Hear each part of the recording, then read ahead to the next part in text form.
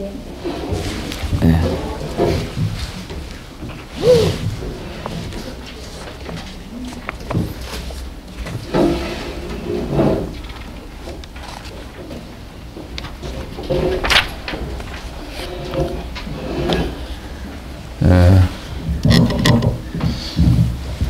그래서 이제 고품에서는 자작이니 타작이니 이렇게 말하는 것 자체가 성립이 안 되는 것이다. 그러면 괴로움은 없습니까? 사실은 이제 이 글은 그러니까 뭐입니까? 그 아젤라 까사빠 여기 지금 그 주 69번에 나오는 그 내용을 사실은 이제 우리가 보게 되면 괴로움은 없는 것인가? 아니라는 것이죠. 여기서 보면 이렇게 이야기가 됩니다. 불고 가섭하시기를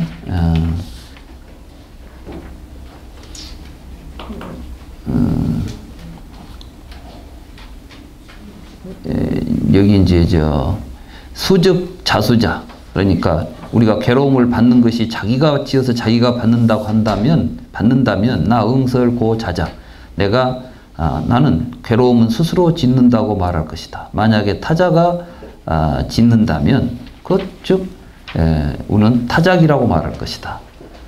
그러나 사실이 그런 일이 않다는 것이죠. 그런 일은 사실이 아니다. 이런 이야기를 하시고 부처님은 이차 재변 설기 중도 열애설법 차유고 피유 차기고 피기 이렇게 이제 이야기가 나가요. 이 무슨 이야기냐면은 괴로움을 누가 짓느냐, 함께 짓느냐, 지은 자가 없느냐 이런 것은 사실은 희론이다, 말장난이다. 이건 전혀 의미 없는 말이다. 그러면서 중도를 이야기해요. 중도. 말하자면 자작이냐 타작이냐는 것은 이제 서로 모순된 주장이죠. 괴로움을 누가 짓는다고 한다면 자작이거나 타작이거나 또는 받는 놈이 있다고 한다면 자수거나 타수거나 이런 게 있겠죠. 그런데 사실은 우리가 지금 나 자타로 분별하고 있다 없다로 분별하고 이런 개념적으로 분별하는 건 전부 모순관계에 빠질 수밖에 없어요. 그래서 부처님은 중도에서 법을 설했습니다. 그 중도에서 설한 법이 연기법이에요. 그래서 나는 중도에서 그 중도를 이야기한다. 이변을 떠나서. 열애설법은 설기 중도, 열애설법은 차유고 피유, 차기고 피기다. 이것이 있기 때문에 그것이 있고 이것이 일어나기 때문에 그것이 일어난다. 이 차유고 피기, 차기고 피기가 뭐냐면 식과 명세 그 상호관계예요. 알고 보면. 그러니까 말하자면 여러분들은 고통이 일어나는 것은 여러분들이 그것을 고통스럽게 보는 의식이 일어나면 여러분들한테 여러분에게 아이고 저 왼수 이렇게 보는 의식이 있으면 밖에 그 왼수가 나타나는 거예요. 이거 같이 나타나는 거예요. 그런데 이런 걸 어떻게 나타나냐? 무명 때문에 그런 것이 나타난다는 거예요. 그래서 여기 이제 보면은 그것이 발전해서 우리에게 괴로움이 되죠. 그래서 여기 보면 차유고 피유, 차기고 피기. 말하자면 무명을 연하여 행이 있고 내지 순대 고치의 집이 있다. 무명이 멸하면 순대 고치가 멸한다. 이 말은 뭐냐면 이제 12연기를 설하시는 거예요. 그러니까 12연기가 무슨 이야기냐면 3세 양중인가를 이야기하고 있는 게 아니라 우리에게 괴로움은 어떻게 나타나고 괴로움은 어떻게 사라지는가 이걸 이야기하는 겁니다. 이걸 증명하시려면 아까 제가 이야기했죠. 당장 이제 집에 가서 또는 여러분들의 삶 속에서 지금까지 나를 괴롭힌다고 생각했던 사람 또는 보기만 하면 괴로웠던 사람을 이제 무명을 버리고 그것이 무명 때문이라고 여러분들이 스스로 인정해야 돼요. 그래, 내가 지금 제대로 알고 본 게 아니라 내 생각으로만 봤고 무지에서 봤어. 이렇게 생각하고 변화시켜서 보시면 달라질 거라는 거예요. 분명히 달라집니다. 아이고 안 돼 그 인간은 그래도 이렇게 생각하시면 안 돼. 바로 그런 생각들이 문제인 거예요. 안 된다는 생각, 뭐라는 생각. 인간은 다 똑같습니다. 부처님은 무명을 벗어나면 이제 그리고 혼자 안 되면 이제 같이 해야 돼요. 그래서 불교 공부는 식구가 같이 해야 돼요. 그러면 효과가 더 있겠죠? 왜냐하면 업은 혼자만 짓는 게 아니거든. 내가 그동안 원수로 봤으면 그 사람도 분명히 나를 원수로 보고 있는 거거든. 그러니까 원수를 없애려면 같이 없애야 돼요. 그래서 이제 불교 공부는 저는 그런 생각을 해요. 다른 데다가 그렇게 애쓰려 하지 말고 공부를 같이 했으면 좋겠어요. 모두 부부가, 식구들이. 그래서 불교는 그냥 혼자 공부로 다니는 게 아니라 가정의 행복을 위해서 정말 함께 해야 될, 온 식구가 함께 공부해야 될 부분입니다. 근데 저는 이제 우리 사회가 지금 현실적으로 그렇게 함께 가족이 불교 공부할 수 있는 또 이런 공부를 해야 되는데 이런 공부를 하는 곳이 많지 않기 때문에 자꾸 이 불법이 우리들의 삶 속에서 활발하게 실현되는 그런 길이 많이 막혀 있는 것 같아서 안타깝습니다. 그런 걸 우리가 만들어 가야 됩니다. 이런 공부하는 것 자체가 굉장히 중요한 것이고 이런 공부를 해서 야 이게 좋다고 생각을 하셨으면 이것을 모두 가족들하고 같이 하고 그런 공부가 됐으면 좋겠다 이런 생각이 듭니다. 그래서 이제 관고품을 저 뒤에 가서 이제 제 10번 봅시다. 10번 102쪽에 고에 대해서만 네 가지 이론이 성립되지 않는 것이 아니다. 외부의 존재에 대해서도 네 가지 이론이 성립되지 않는다. 그 말은 뭐냐면 앞에 보면 뭐 고가 양자에서 고는 자작도 아니고 타작도 아니고 자타작도 아니고 무인작도 아니다 이 말이에요. 이게 괴로움을 우리가 이야기할 때 그럼 어떤 뭐 이 세상은 누가 만들었냐? 이건 스스로 만들었다. 남이 만들었다. 자타가 만들었다. 뭐 내 존재는 누가 만드냐? 내가 만들었다. 남이 만들었다. 이런 게 아니라는 게 이건 전부 연기하고 있는 것이지. 예, 말하자면 어떤 실체론을 가지고 이런 논의를 해서는 안 되고 연기로서 이야기해야 되는데 외부의 존재들에 대해서도 네 가지 이론이 성립되지 않는다. 여기서 지금 아까 중도 이야기했죠? 중도와 연기를 이야기했죠? 이 불교에서 중도와 연기는 괴로움이 생기고 없어지는 문제뿐만이 아니라 여러분들한테 보이는 모든 존재들의 생성과 소멸의 문제도 여기에 관계되어 있다 이 말씀이에요. 그러니까 이제 식에서 괴로움은 윤리적인 또는 우리들의 정서적인 판단이죠.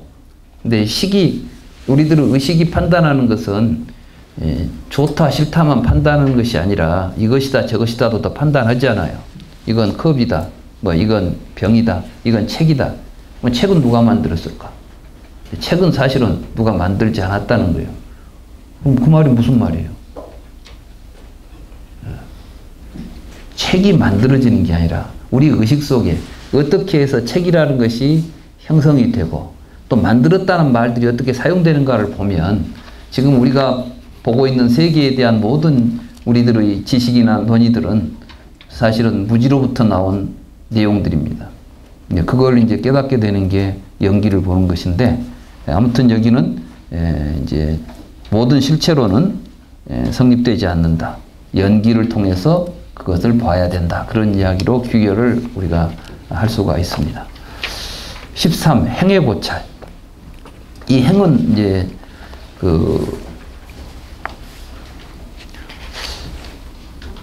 이 행이 무명을 연하여 행이 있고 할 때 행이 있죠. 오온 가운데 행. 이게 이제 쌍스카라예요. 쌍스카라. 근데 쌍스카라를 우리가 어떻게 볼 것이냐. 우선 한번 쭉 읽겠습니다. 세종께서는 망취법은 허망하다고 말씀하셨다. 예, 망취법. 이제 여기서 망취법으로 번역한 것은 왜 제가 망취법이라고 했냐면 중론을 번역한 그 구마라집 3장이 지금 여기서 허광망취상이라고 해놔서 내가 망취법이라고 했는데 모사라는 것은 사실은 그 모사는 이제 뭐랄까요 우매한 어리석은 뭐 이런 뜻이에요. 그러니까 이제 거짓된 이런 뜻이죠. 그러니까 이 실제의 다르마가 아니라는 거예요. 허망한 것이다. 그래서 그거는 이제 허망하다. 허망하다는 실체성이 없다. 모든 행은 망치법이다. 그러므로 그것들은 허망하다. 만약에 망치법이 허망하다면 허망한 망치법이 무엇을 취할 수 있겠는가? 세종께서는 이것을 말씀하시어 공성을 밝히셨다. 여기까지를 한꺼번에 해서 말씀드리겠습니다.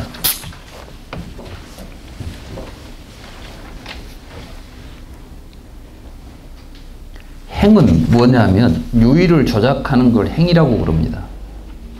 행. 근데 마침 유의를 조작한다는 것은 무엇이냐면은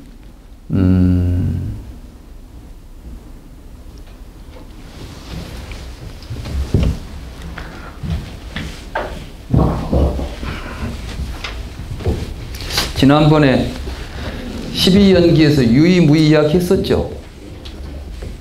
그랬죠? 바로 이 행에 의해서, 그러니까 이제 이 행은 그 앞에 무명 때문에 일어나는 행이죠. 행에 의해서 명색, 취, 유, 생노사 이렇게 이제 나오는 거예요. 이런 과정을 통해서 형성된 이것을 유의라고 불러요. 유의. 그러니까 우리가 무명으로 인해서 만들어 놓은 모든 것들은 유의입니다. 그러면은 이 컵도 유의입니다. 근데 이 말을 잘못 해석하면 안 돼요. 이 컵이 유의다 그러니까 유리로 만들어진 이거, 우리 눈앞에 보이는 이걸 유의라고 하냐? 그렇지 않아요. 여기서는 지금 우리가 컵이라고 하는 것을, 자, 이것도 컵인데 이건 유리로 만들었죠. 뭐 흙으로 만든 컵도 있겠죠. 나무로 만든 컵도 있겠죠. 그죠? 그걸 다 우리는 컵이라고 부르죠. 왜 그래요? 다 틀린데. 그렇죠. 예. 예, 아주 굉장히 중요한 겁니다. 근데 사실은 여기에서 그 이야기 다 못해요. 왜 다 못하냐면 이건 이게 아주 철학적으로 굉장히 중요한 의미를 가지고 있고, 불교가 사실은 그 이야기가 굉장히 중요한 그 핵심으로 자리 잡고 있는데, 쉽게 말하자면 왜 행하고 이 존재하고 내가 이 관계를 이야기하려고 하는 거예요. 지금 여러분들은 밖에 있는 사물들을 그냥 나무, 저건 뭐 자동차, 이게 다 그냥 객관적으로 있다고 보죠. 내가 그걸 본다고 보지 않아요. 근데 사실은 컵은 물을 여기다가 따라 마시니까 컵이에요. 그죠? 그러니까 우리가 세상에 물을 따라 마실 일이 없다면 세상에는 컵이 있겠어요, 없겠어요? 없는 거예요. 저 쇳덩어리가 굴러가는 거이 자동차가 아니야. 우리가 그걸 타고 다니니까 자동차라는 말을 붙이는 것이지. 이게 뭐 책상이 있는 거 아니에요. 우리가 책을 놓고 보려고 하는 행동을 통해서 저것이 책상이라는 존재로서 드러나는 것이지. 이 구조를 다 살펴보려면 굉장히 많은 또 논의가 있어야 되지만, 쉽게 말하자면 이런 것으로 인해서 만들어진 것들이 다 이 세상에 이런 것들이에요. 근데 무엇을 유의라고 부릅니다. 그런데 아비달마에서는 유의법이라는 게 밖에 있다고 이야기해 버리는 거예요. 그것은 깨지고 부서지고, 컵은 유의법이다. 왜 깨지니까 막 이런 식으로 이야기하는 거예요. 그런 의미가 아니에요, 사실은. 부처님이 말씀하신 유의와 무의의 의미가. 그러니까 아비달마가 얼마나 많은 부처님의 말씀을 부처님은 지금 이 세상에 있는 뭐 물질, 정신 이런 거 분석하고 이런 데 취미가 있는 분이 아니라니까, 관심이 있는 분이 아니라, 우리는 무엇을 물질이라고 그러고 무엇을 정신이라고 부르면서 있는가, 이런 것들이 어떤 구조를 통해서 우리에게 물질이라는 개념으로 형성되고 정신이라는 개념으로 형성되고 뭐 이런 게 있는가? 이런 걸 지금 우리에게 보여줘요. 그런데 아비달마 불교는 그 한 단계 더 높은 차원에서 한 이야기를 우리 중생들 차원의 언어로 다 다시 재해석을 해버린 거예요. 그러니까 그 단계를 넘어서서 깨달음으로 갈 수 있는 길이 원천적으로 막혀버린 거라고. 이게 굉장히 이제 아비달마의 한계인 거예요. 아비달마가 나쁘다는 게 아니에요. 아비달마 사람들이 의도가 나쁘다는 게 아니라 정말 열심히 부처님 가르침을 이해하고 해석하려고 했는데 차원이 달랐다는 이야기라는 거예요. 여기서 지금 이 행을 이야기하는 거예요. 행. 그러면은 이 행 자체가 무엇에서 비롯된 거예요? 예, 모사담마예요. 예.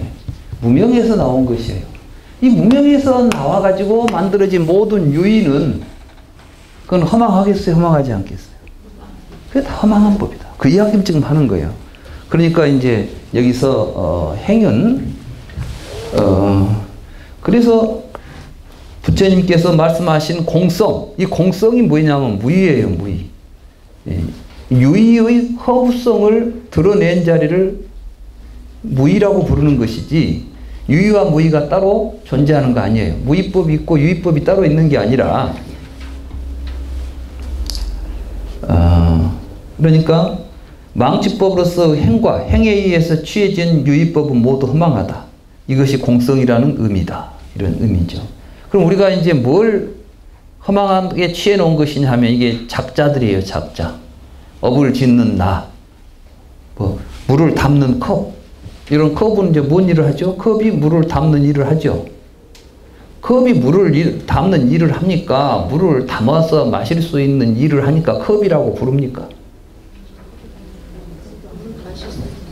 그래요. 이 컵의 본질은 작자가 아니에요. 우리에게 이 컵의 물을 담고 있으면서 뭔 일을 하고 있는 존재가 아니라 우리가 물을 마실 수 있을 때 컵이라는 이름이 나타나는 거예요. 그러니까 업보일 뿐이지 작자가 아닌 거예요. 그러니까 부처님께서는 업보는 있으나 작자는 없다. 이 공성이다. 근데 중생들은 작자가 업을 짓는다고 생각하니까 아까 이야기도 나왔죠. 그러니까 업보는 있으나 작자는 없다는 이 공에 대한 깨달음을 가지고 중론을 읽으면 중론은 모든 말씀은 당연한 이야기가 되는 것입니다. 그런데 그 생각을 못하고 여전히 작자가 있다고 하니까 제가 이런 이야기를 그렇게 많이 했더니 어떤 분이 또 하는 이야기가 그러면 그 놈을 보는 놈은 누굽니까? 이렇게 이제 깨닫는 놈은 누굽니까? 또 이렇게 말하는 거예요. 깨달음이 있는 거예요. 무명이 사라진 걸 깨달음이라고 말해요. 내가 여러분들에게 누가 깨닫는 게 아니에요.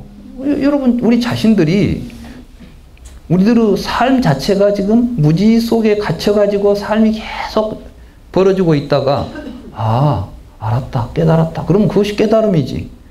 근데 어떤 놈이 또 깨달았습니까? 그러면 또 깨달은 놈이 있어가지고 계속 깨닫고 사는 놈이 또 있어야 될 거 아니에요. 깨닫는 놈이 깨닫는 어떤 존재가 되려고 하는 게 아니라 깨닫고 살자는 거예요. 그러니까 우리에게 중요한 것은 어떤 존재가 아니라 삶입니다. 여러분에게 중요한 것은 삶 속에 들어있는 존재가 아니라 매일매일 순간순간 지금 살아서 움직이고 있는 삶 자체가 중요한 거예요. 그러면요, 여기 그 망치법으로 해서 행과 행에 의해 취해진 유의법이라고 여기 지금 있는데요. 이 망치법의 행과 행에 의해 취해진 유의법의 그 행과 이 행에 대해서 좀 자세하게 설명해 주셨으면 좋겠어요. 그러면 망치법으로 해서 행은 이제 무명으로서 말하자면 행은 이 행을 말하는 것이고 이 행에 의해서 취해진 법이 이제 유예요. 유. 그래 우리는 지금 이런 과정을 통해서 사실은 자기 존재도 만들지만 바깥에 있는 모든 존재들도 만들고 있는 겁니다. 그건 유의법이에요. 쉽게 말해서 이런 겁니다. 지난번에 우리 우유에서 야구르트 되는 거 했죠? 자.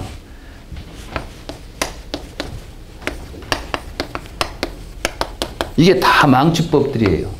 그러니까 이제 그건 우리가 행을 통해서 만들어졌어요. 어떻게? 내가 이건 맛있으니까 먹어야 되겠다. 이거 좋은 것이다 라고 자기가 한번 거기다가 어떤 욕망을 투여하지 않습니까? 그럼 이제 그것이 어느 순간 존재가 됩니다. 우리는 그래서 그 가운데 지금 여기에는 우유하고 요구르트밖에 없었죠. 근데 행이 작용을 하면 하나가 또 생길 수가 있어요. 뭐가 생긴다고 그랬죠? 우유. 우유.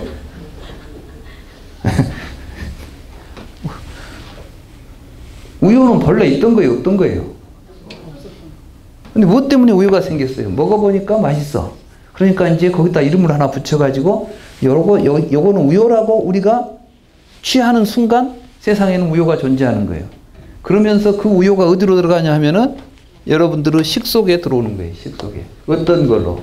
우유라는 이름과 우유 형태로.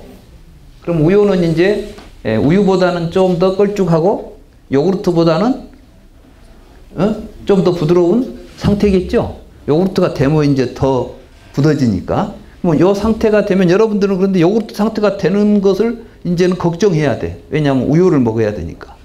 요구르트 되어버리면 우유는 사라져 버리니까. 그래서 이제 우유를 이제 더 이상 발효가 안 되고 그 상태로 멈추게 하기 위해서 뭐 우유는 냉동실에 보관해야 된달지 막 이런 이제 이야기를 하는 거야. 그러면서 마치 우유가 있는 것처럼.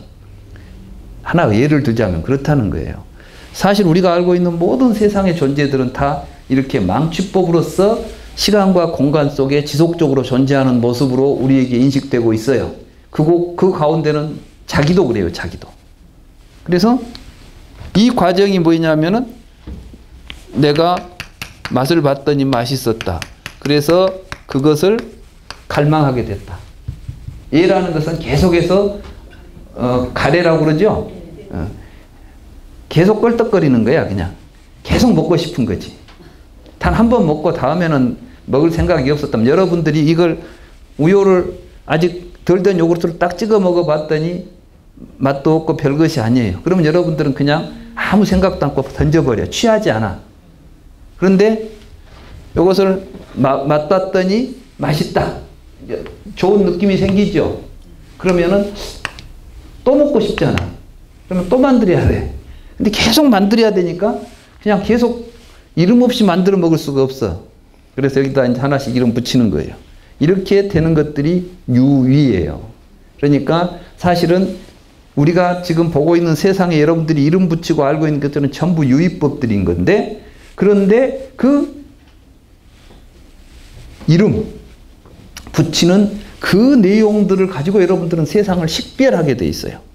그러니까 여러분들의 의식 속에 어떠한 식별의 구조, 식의 구조가 어떻게 형성되느냐가 여러분들의 바깥 세상을 만들어버리는 거예요.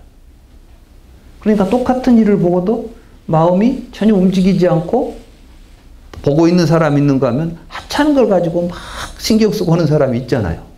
그럼 뭐가 잘못된 거야 지금? 예.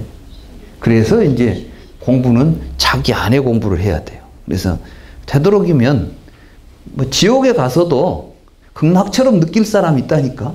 부처님이나 보살님들은 그러니까 그런 사람들은 처처가 극락이야. 어디를 가도 다 좋은 거야.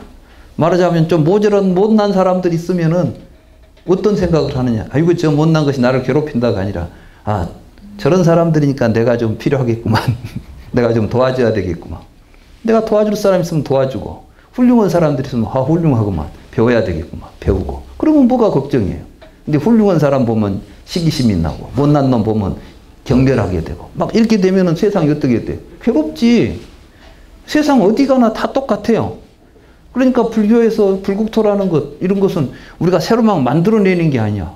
마음 하나 바꾸어서 보면 그대로 되는 거야. 그러니까 뭐 보살이 불국토를 장엄한다고 하지만 사실은 장엄하는 것이 아닐세. 그걸 장엄이라고 하는 것이지. 구강적 이야기 아니에요. 참 알고 보면 쉬운 이야기들인데 모르고 보면 무슨 말인지 알 수가 없는 것이지.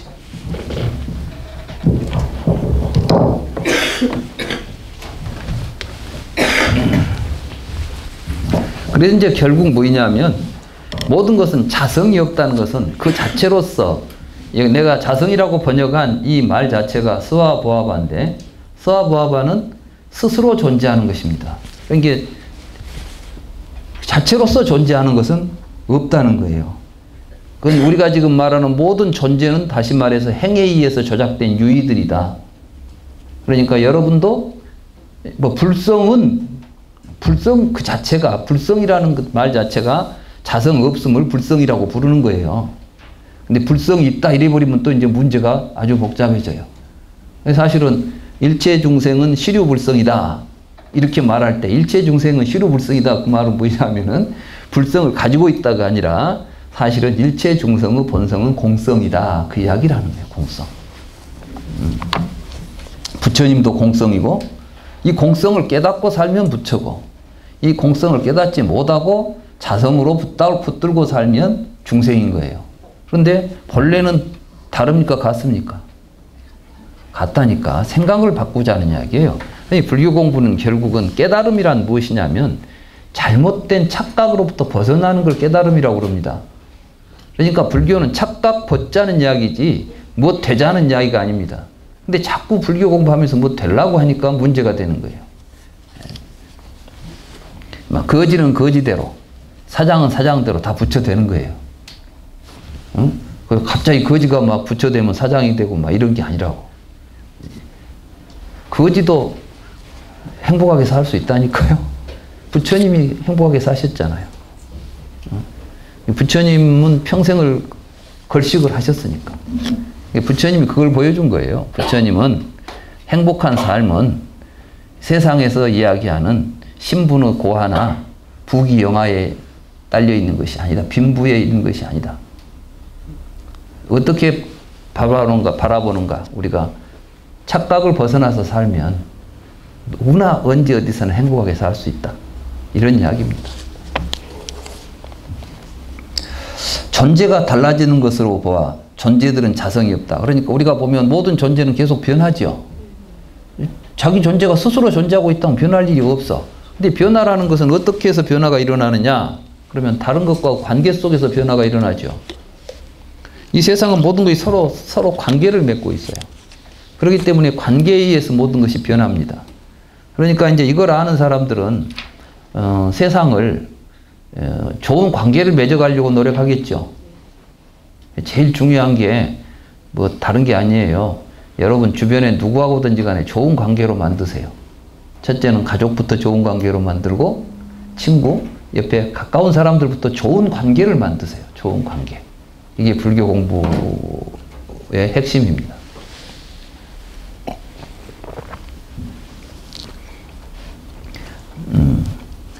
자성이 존재하지 않는다면 존재가 어떻게 달라지겠는가? 자성이 존재한다면 어떻게 존재가 달라지겠는가? 이 말은 또 무엇이냐면 자성이 존재하지 않는다면 어떻게 존재가 달라지겠는가? 이 말은 뭐냐면 자성 존재라는 것은 우리가 달라진다고 말할 때 존재가 달라진다는 말을 지금 쓰고 있어요. 유라는 것은 무엇이냐면 이제 존재인데 존재는 부하바는 시간적으로 동일성을 가지고 있는 놈이어야 돼요. 근데 이게 지금 달라진다는 것은 뭐예요? 동일성이 없다는 이야기인데 어떻게 그러면 존재가 달라진다는 말 자체가 성립이 안 되는 거예요. 사실은. 존재는 자기 동일성을 가지고 있어야 되는데 달라진다는 것은 이미 존재가 아닌 거예요. 이런 이야기예요. 또 자성이 존재한다면 어떻게?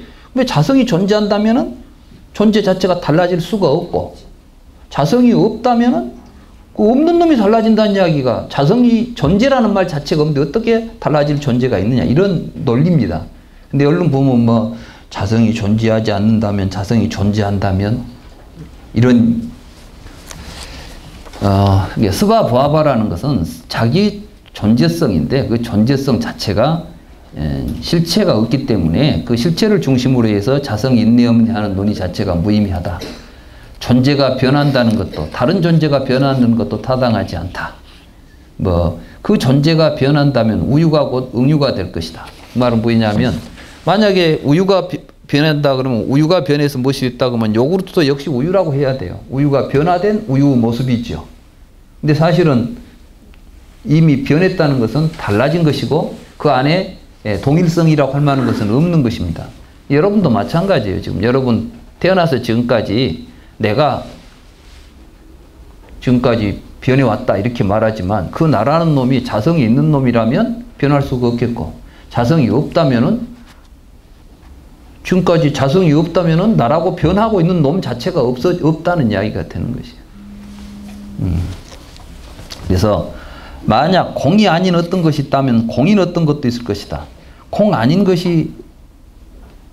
어떤 것이 없는데 어떻게 공인 어떤 것이 있을 수 있겠는가? 그러니까 이제 불교에서 공이라는 것은 모든 것이 연기한다는 것을 이야기한 것이고 공 아닌 것이 없다는 이야기를 하는데 뭐 그러면 공이 있냐? 여러분들이 생각하는 공은 무하고 같은 의미를 지녀요. 공 아닌 것.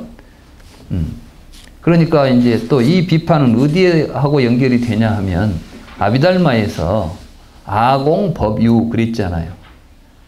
아는 공하고 법은 유다.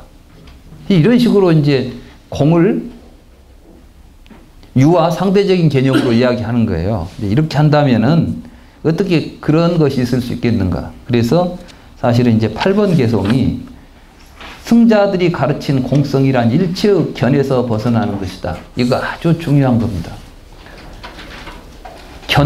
견이 뭐냐면 사견이죠. 사견은 다른 말로 말하면 무명입니다.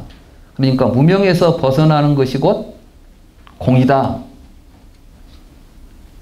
그러나 공성이라는 견을 가진 사람들은 교화할 수 없다고 말씀하셨다. 그러니까 이게 뭐냐면 공을 이제 또 집착하는 거 일체는 공이 하고 다닌 사람들은 이건 부처님도 제도가 안 된다. 우리 불교 공부하다가 이 공견에 빠진 사람들이 꽤 있어요. 이렇게 이제 이 공견에 빠진 사람들은 세상 다 우습게 봐버립니다, 그냥. 그러면서 굉장히 초월적인 것처럼 자기는 다 이 벗어나 있는 것처럼 보지요. 그런데 이거는 잘못 본 거예요. 공성은 어디에 있냐면 세상을 벗어나 있는 데가 아니라 세상 속에 있는 공성을 봐야 돼요. 그래서 이제 공성을 제대로 본 사람들은 어떻게 사느냐? 원을 일으킵니다. 그 이야기 했던가요? 네. 예. 우리는 스스로 내 자신이 이미 어떤 존재도 아니에요. 그렇기 때문에 어떤 존재도 될 수 있는 거예요. 그죠? 여러분들이 지금까지 나는 누구야? 라고 하고 자기 속에 갇혀 있어요. 첫째는 성별에 의해서 자기를 규정합니다. 나는 남자다, 나는 여자다.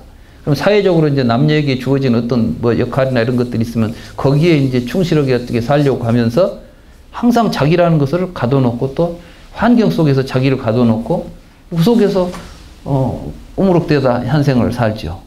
근데 부처님은 그렇게 살지 말라는 겁니다. 물론 그렇다고 해서 가족을 버리고 뭐 버리라는 이야기가 아니라 우리는 어느 제약도 없습니다. 다만 내가 지금 서 있는 것은 내가 할 수 있는 선택할 수 있는 나의 무대인 것입니다. 그 무대에서 할 수 있는 일은 무진장하게 많습니다. 우리는 각자 어디엔가 있습니다. 그러나 어디에 있다 하더라도 우리는 거기에서 자기 스스로 자기의 삶을 만들어낼 수 있는 여지를 가지고 있는 것이죠. 그 공간 속에 있는 것이죠. 이미 만들어진 것 속에 있는 것이 아니라 여러분들이 만들어야 될 과제를 가지고 있습니다. 그러면 어떤 걸 만들어야 됩니까?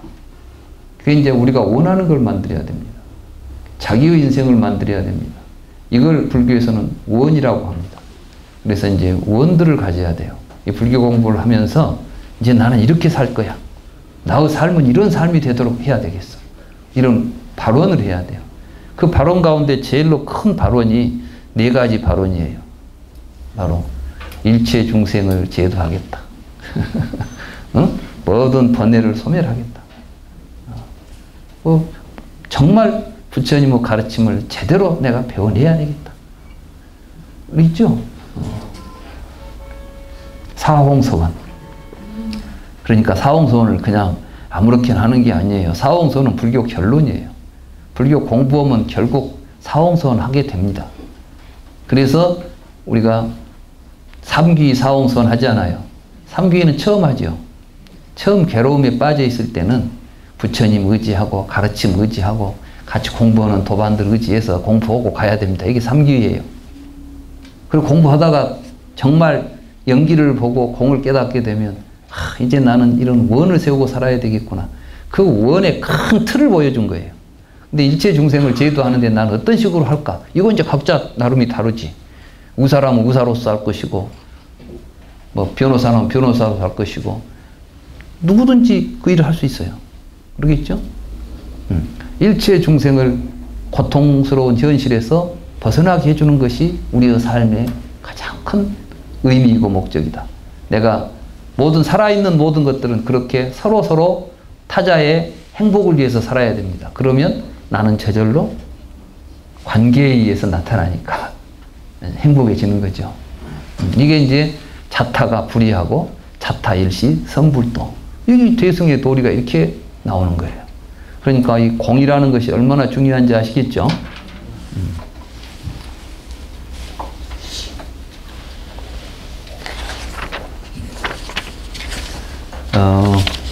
결합의 고찰. 이건 이제 뭐냐면, 부처님께서 안과 색, 안식, 삼사 화합이 촉이다. 이런 이제 그 가르침이 있습니다. 다시 말해서, 우리가 촉이라고 하는 거, 이게 이제 좀 어려운 교리인데, 뭐 지금까지 이야기했으니까 이것도 어렵지 않게 여러분들에게 설명드릴 수가 있겠네요. 이게 뭐죠? 분필이죠. 여러분들은 이걸 이제 이게 여러분들이 이걸 촉한 거예요. 분필이 보였다는 얘기예요. 분필이 있다고 여러분들이 인지하는 것이 촉이에요. 그럼 이 촉은 어떻게 일어나느냐? 여러분들은 왜 이게 분필이가 있다고 봤습니까? 이렇게 볼 수 있었던 게 어떻게 해서 이렇게 볼 수 있었죠? 여러분들은 이렇게 생각해요. 밖에 분필이 있으니까 봤지 뭐.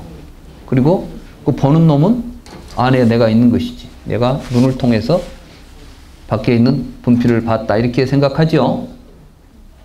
그때 이제 뭐가 있게 되냐면 밖에는 분필이 있고 안에는 보는 의식이 있고 또 내 몸이 있죠. 몸 안에는 식이 있고 밖에는 분필의 이름을 가진 형태가 있다.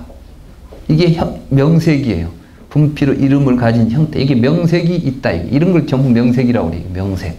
명색이 있고 내가 그걸 분필이라는 이름을 가지고 그 형태를 보고 인지하는 거죠. 이게 이제 분별이죠. 안다는 것이죠. 부처님은 이제 그 지점을 살핀 거예요. 그 지점을 살펴보니까 이게 밖에 있는 걸 본 게 아니에요. 뭘 봤느냐? 내가 보는 것은 저 식은 분필, 여기에 있는 백목이라는 것은 내가 식이 있을 때만 백목이 드러나죠. 저 식은 백목으로 인해서 밖에 명색이 있잖아요. 그러면 내가 지금 백목이라고 보는 이 식은 어디 있었냐고 보니까 이 자기 안에 백목이 있을 때 밖에가 또 보이는 거예요. 그래서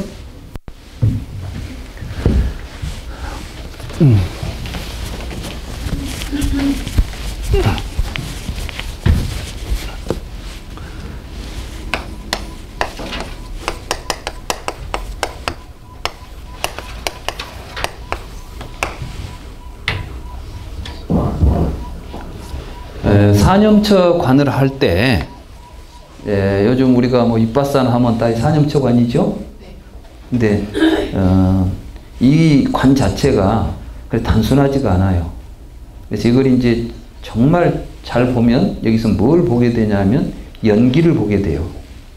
이게 이제 사념처관이 연결되어서 12연기의 그 연기관까지 가는 게, 그래서 이게 이제 법념처에 가면은 사성제와 12연기를 보게 되는 거예요, 이게.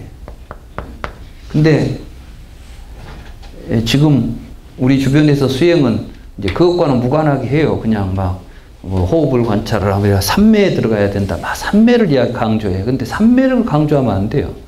삼매라는 것은 집중하는 걸 삼매라고 하고, 거기서 지혜를 가지고 계속해서 통찰을 해가지고 무지를 발견해서 그것을 이게 착각이구나 하고 깨닫고 벗어나는 지점을 가야 되는데, 자꾸 어디 깊은 데 들어가지고 막 남들이 못 본 걸 막 뭐 체험하는 데다 너무 치중을 해. 그러니까 누가 산매에 들어갔다 그러면 산매에 들어가면 어떤 것인고 뭐도 궁금해하죠. 근데 나오면 똑같아요. 그런데 이제 우리가 깨달음을 통해서는 뭐가 달라지냐면은 삶 자체가 변하면서 우리에게 다가오는 세계가 달라지죠. 옛날에는 집에만 가면 막 불이 났는데 집이 연꽃밭이 되는 거지. 이게 신통이에요. 이게 신통. 아시겠어요? 여러분들이 이제 집안을 우선 연꽃밭 만들어야 되겠죠? 신통들 부리시라고. 여러분들이 그런 신통을 부려야 다른 사람들이 불교를 좋아하지. 식구들이 공부하더만 저렇게 훌륭해졌어 우리 아무개가 이런 생각을 하지 않아요. 신. 요거는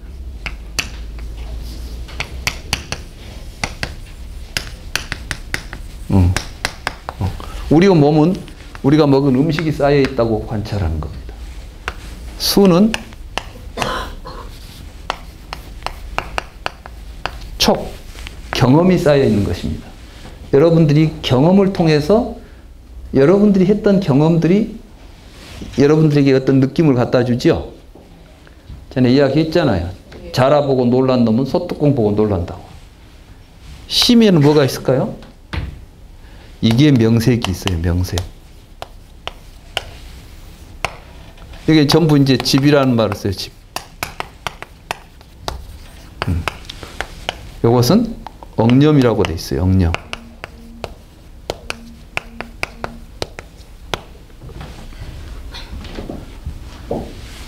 이 신수신법이 다 이렇게 명색, 여기가 굉장히 중요한 거예요. 이게. 이 마음이라는 것이 명색, 사람들이 이걸 지금까지는 물질과 정신 이렇게 설명을 하지 않아요. 뭐 물질과 정신이 쌓여 있는 것이 마음이라는 것이 말이 돼요? 안 되죠. 사실은 이때 이제 마음이라는 것은 이건 바로 식을 이야기하는 거거든. 이 식 속에는 뭐가 있냐면은 여러분들의 의식 속에는 여러분들의 이 경험을 통해서 유의에 있어 조작되어 있는 명색들이 들어있어요. 그러니까 여러분들 안에가 전부 다 이름과 형태들이 여러분들 안에는 다 가지고 있는 거예요. 근데 사실은 내용은 다 틀려요. 이름은 같이 불러도. 그 말은 무엇이냐면 이때 이 색이라는 것은 순수하게 눈에 보이는 색이 아니라 어떠한 개념을 다른 것과 구별 지어주는 특징들이에요. 사랑과 미움은 색이 틀려요. 그죠? 여러분들도 그림으로 그리라고 하면 사랑은 빨간색을 칠하고 미움은 검은색을 칠할 거야. 뭔가 지금 사랑과 미움이라고 하는 그 단어들이 여러분들의 의식 속에서는 다른 모습을 가지고 있어요. 분별된단 말이에요. 그 분별될 수 있는 구조를 색이라 그러고 그 기호를 명이라 그래요. 경을 이제 잘 읽어보면 부처님께서는 이런 것들은 다 기호고 형태 체계와 기호 체계, 부호 또는 지시 체계 이런 이야기들을 막 해요. 근데 그런 말들이 고대 산스크리트 빨리어로 되어 있고 또 그러다 보니까 사람들이 그게 지금 우리가 이야기하는 그러한 언어 철학에서 이야기하는 기호, 부호 이런 의미라고는 상상을 못 하는 거예요. 근데 사실은 부처님은 정확하게 그런 의미를 가지고 써요. 그러니까 우리가 이제 많은 사람들이 부처님은 그냥 이렇게 수행하다가 큰 도를 깨달으신 도인이다 이렇게 생각하시죠. 근데 저는 이제 철학을 해서 그런지 그렇게 보이는 게 아니라 무시무시하게 깊이 성찰해가지고 우리들의 의식의 구조 이런 것들을 낱낱이 꿰뚫어 보신 철학자예요. 근데 이분은 철학을 개념으로 한 게 아니야. 아까 이야기한 대로 직접 체험적으로 해간 거예요. 자기 체험으로. 그러니까 이 철학은 세상에 없는 철학인 거예요. 그래서 철학하고 다른 철학하고 비교가 안 돼 이게. 다른 철학은 전부 언어로만 했거든. 철학자들은 전부 말쟁이들이에요. 근데 부처님은 언어일 뿐이다 라고 모든 언어를 뛰어넘어서 언어를 사용해요. 그러니까 이 언어라는 게 부처님이 사용하신 언어는 그래서 이것은 우리 중생들이 감히 상상할 수 없는 그런 새로운 언어 세계를 열어주신 분이에요, 이분이. 그 이야기가 지금 또 중론하고 연결되니까 중론이 어렵게 보이는 것이죠. 근데 아무튼 이렇게 우리는 명색이 쌓여 있는 것이 심이에요. 그래서 이 여러분들의 마음속에는 이렇게 심이 형성되어 있으면 이 식하고 여러분들의 보고, 보이고, 이게 안, 색, 안식, 이것을 합쳐지면 촉이라 한다 그랬어요. 촉. 근데 아비달마 불교에서는 이때 안과 색을 뭘로 보냐면 우리 얼굴에 붙어 있는 눈, 밖에 있는 색은 물질이라고 이건 전부 사대로 돼 있다니 설명하죠. 이 안은 여러분들 얼굴에 붙은 눈동자를 의미하는 게 아니에요. 뭘 의미해요? 시각 기능 의미한다. 시각 기능. 시각 기능과 시각 활동을 의미해요. 더 은밀하게 이야기하면. 우파니샤드에 보면 보니까 눈이라고 부르고 들으니까 귀라고 부른다 이렇게 말했어요. 그러니까 지금 뭐예요? 이 눈동자를 눈이라고 하는 게 아니라 보는 것을 눈이라고 하는 것이지 눈동자와 상관없이 시각의 작용이나 기능을 지금 눈이라고 부르는 게 착슈라는 것은. 그리고 그 시각 활동을 할 때 대상성이 하나 드러나잖아요. 눈으로 보면 뭐 보고 귀에는 소리가 들리잖아요. 이것을 색, 성향, 미촉법 이제 대상으로 보는 겁니다. 그러니까 아무리 내가 시각 기능을 가지고 있어도 아무것도 안 보이면 그것에 대한 분별이 일어나겠어요? 안 일어나겠어요? 안 일어나죠. 또 아무리 뭐가 있어도 보는 시각 기능이 없으면 안 일어나죠. 그런데 시각 기능이 일어나면 이 식은 시각 기능이 일어나면서 형성이 되는데 이게 뭔가 쌓여요. 계속. 여러분들이 한 번 보고 두 번 보고 세 번 보면 볼 때마다 여러분들의 새로운 분별의 기능들이 성장해 가요. 그걸 보고 이제 부처님은 식주증장이라고 그랬어요. 식은 여러분들의 관심의 대상에 머물면서 커간다는 거예요. 아까 말하자면은 우유하고 요구르트만 이름과 형태가 가지고 있었던 식 속에 우유라는 데 관심을 가지면은 우유가 또 하나 커가지요. 이런 거 보고 식주증장이라고 그래요. 그러니까 지금 우리가 이제 불경을 제대로 이 초기 경전들을 살펴보면 이러한 내용들이 아주 다양하게 있어서 공부할 거리가 참 많아요. 근데 많은 사람들이 그런 건 안 해. 자기가 알고 있고 자기가 편한 것만 갖다가 강조해서 이야기해버리지. 오늘 처음 들어봤죠? 식주 증장한다는 이야기. 식은 머물면서 커간다. 이렇게 식이 형성되어 가지고 보고 보이는 이 구조 속에서 뭐가 일어나냐 하면은 촉이 일어난다고 그랬어요. 촉. 그러니까 촉이라는 것은 단순히 그냥 내가 바깥에 있는 것을 이렇게 사물을 접촉하는 이게 촉이 아니라 이미 여러분들에게 형성되어 있는 의식이 있어야만 여러분들이 이걸 컵이다라고 보려면 컵을 여러분들이 이미 의식 속에 컵이 있어야 컵을 보는 거예요. 촉하는 거야. 부시맨 영화에 보면 부시맨은 비행기를 보고 새라고 그러지 비행기라고 안 합니다. 그러니까 부시맨은 지금 비행기를 보고 무엇을 접촉하고 있어요? 새를 접촉하는 거야. 콜라병을 보고는 뭐인지도 몰라요, 이게. 우리는 콜라병이라고 알죠. 근데 옛날 사람들도 콜라병이라고 알았을까? 왜 콜라는 미국에서 우리나라 들어온 지 얼마 되지도 않아요. 그때는 뭐겠어요? 모르지. 그리고 이름이 없을 때는 여러분들은 보지도 않아요. 봐도 안 보여. 여러분들이 보세요. 보면은 뭐가 보이죠? 보인 게 다 들은 것처럼 보이지만 천만의 말씀. 보인 것 이야기하라 그러면 알고 있는 이름만 돼. 뭐 이름 없는 것은 보이지도 않는 거야, 사실은. 이게 참 웃기는 일이죠. 지금 그 이야기를 하는 게 촉을. 근데 그 삼사 화합을 이야기할 때 아비달마 불교에서는 이런 것들이 화합하니까 뭐 붙어 결합한다. 그래서 촉이 일어난다. 이런 이야기를 하는 거예요. 근데 사실 이거는 뭐예요? 바깥에 있는 실제 존재들이 공간 속에서 서로 만나는 겁니까? 아니면 인지작용을 설명하는 가운데서 나온 언어들입니까? 예. 부처님이 하신 모든 말씀은 사실은 밖에 있는 어떤 실제적인 존재들을 가지고 눈하고 여기에 이런 식으로 설명하는 게 아니라 우리를 이제 반성하게 해보는 거예요. 자, 내가 만약에 뭘 본다고 할 때, 여기 컵이 있다고 하자. 컵은 또 좀 그러냐. 아까 했던 이야기로 계속 합시다. 집에 원수가 하나 있다고 하자. 그럼 여러분들은 이미 이제 거기다가 원수라는 이름을 붙이고 살고 있는 거야. 지금 명색이. 물론 꼭 그 사람 이름만 이야기하는 거야. 여러분들은 지금 개념이에요. 개념. 여러분들은 뭔가를 그런 생각을 가지고 있는데 그 생각을 가지고 보면은 항상 뭘 접촉하게 된다고요? 원수를 보게 돼. 근데 식이 바꿔지면 뭐가 접촉돼요? 다른 게 접촉되겠죠? 제가 이야기했잖아요. 예, 용봉탕을 맛있게 먹어본 사람은 소뚜껑 보고 침 흘린다고. 그러나